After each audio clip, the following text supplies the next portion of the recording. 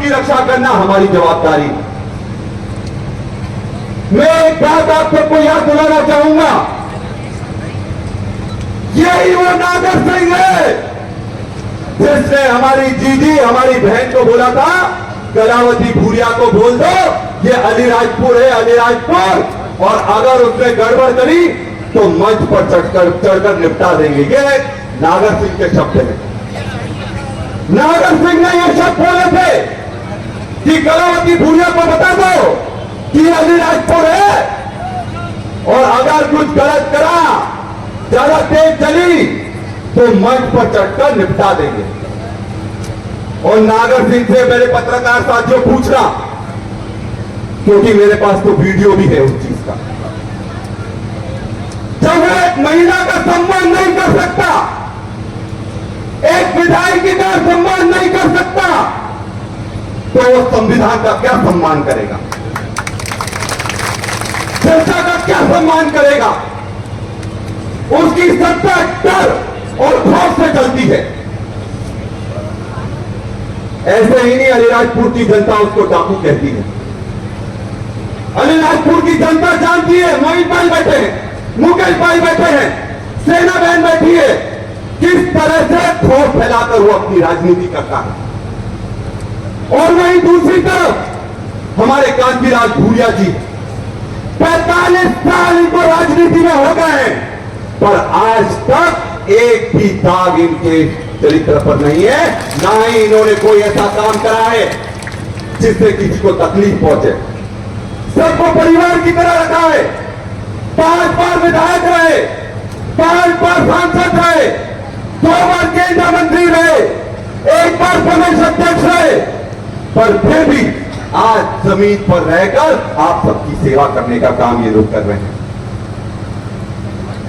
साथियों,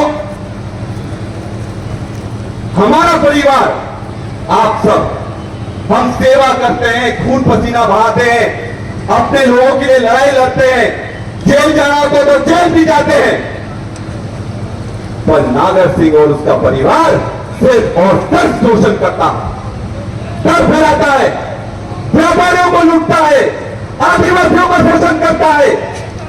ये सब नागर सिंह चौहान करता है। उनका एक ही उद्देश्य है कि डाकू राज स्थापित करना। पहले अलीराजपुर में स्थापित करा, अब इस चुनाव में अगर जीता तो पूरे लोकसभा में डाकू राज स्थापित कर देगा वो।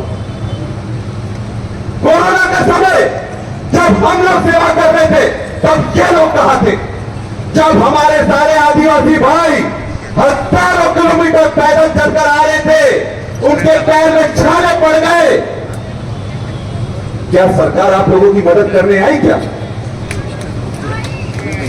आई कि नहीं आई सरकार आपकी मदद करने?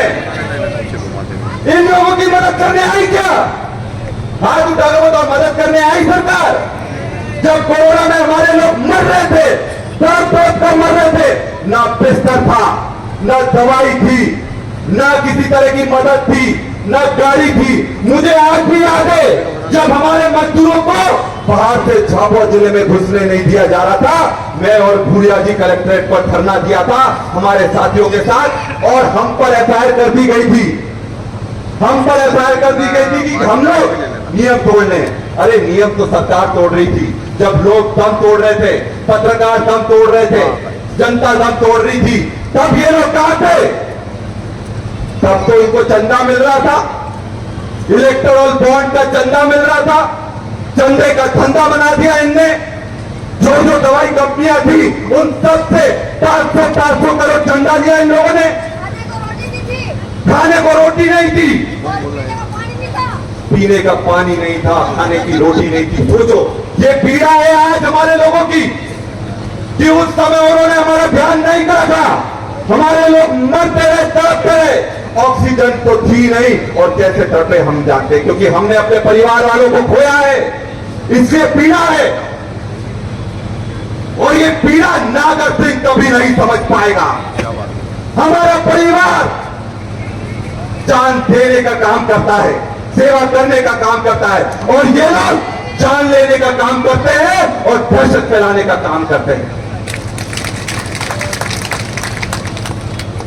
मैं आप सबसे ये पूछना चाहता हूं आप सब मुझे बताओ, महंगाई हो गई कि नहीं हो गई?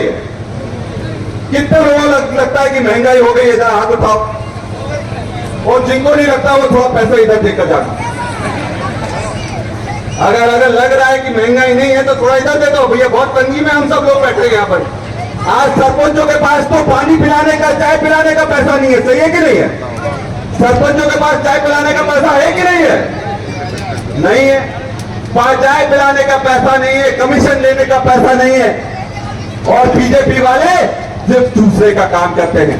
आप मुझे बताओ, चांदी का दाम कितना हो गया? 90,000 रुपए किलो हो गया। कितना कितना हो गया? 90,000 रुपए किलो। और एक साल पहले कितना था? 60,000 रुपए किलो। कितना? तो सोचो, 1 से 2 महीने में 30,000 रुपए बढ़ गए। तो 30,000 रुपए किसकी जेब से जा रहा है? आपकी जेब से जा रहा है कि नहीं जा रहा? आदिवासी बिना चांदी के शादी करता है क्या? क्यों आदिवासी बिना चांदी के शादी करता है क्या? नहीं करता। तो हमारे लोगों की जेब खा रहे हैं ये लोग। और याद रखना, अगर ये फिर आ गए ना तो 1 लाख पार हो जाएगा था।